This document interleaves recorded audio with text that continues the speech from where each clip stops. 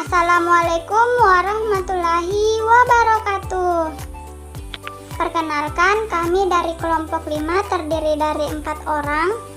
Yang pertama Rizky Awalia, yang kedua Husnul Hatimah, yang ketiga Fitriani, dan yang keempat Reza Arfadillah. Materi kami yaitu pengertian, karakteristik, dan manfaat bahan ajar. Pertama, pengertian bahan ajar. Menurut National Center for Competency Based Training tahun 2007, bahan ajar adalah seperangkat bahan tertulis maupun tidak tertulis yang digunakan oleh guru atau instruktur untuk melangsungkan proses pembelajaran di kelas. Menurut Widodo dan Jasmani, bahan ajar merupakan seperangkat sarana yang berisikan materi pembelajaran, metode, batasan-batasan, dan penilaiannya yang dirancang secara sistematis dan menarik dalam mencapai ketuntasan kompetensi dalam pembelajaran. Menurut Lestari tahun 2012, bahan ajar adalah seperangkat materi pelajaran yang mengacu pada kurikulum yang digunakan dalam rangka mencapai standar kompetensi dan kompetensi dasar yang telah ditentukan.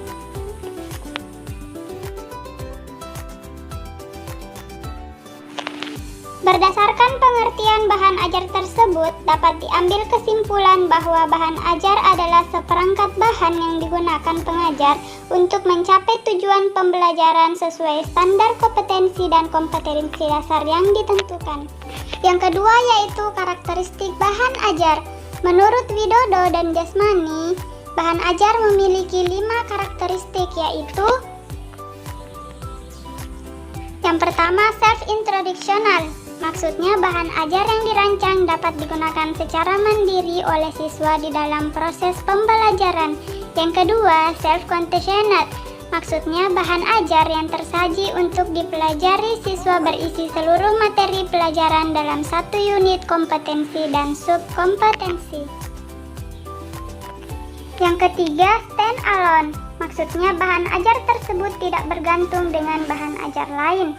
Yang keempat, adaptif. Maksudnya dapat beradaptasi dengan teknologi mutakhir.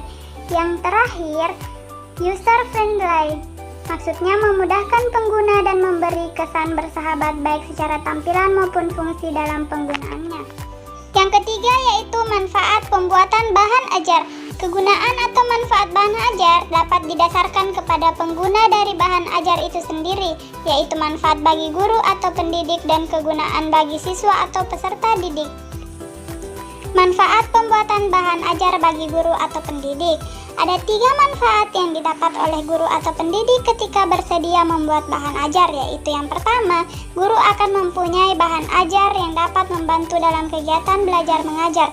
Yang kedua, bahan ajar dapat diakui sebagai karya dari guru yang bersangkutan untuk menambah angka kredit. Yang ketiga, menambah pendapatan dari penerbitan karyanya. Selanjutnya, manfaat pembuatan bahan ajar bagi siswa atau peserta didik.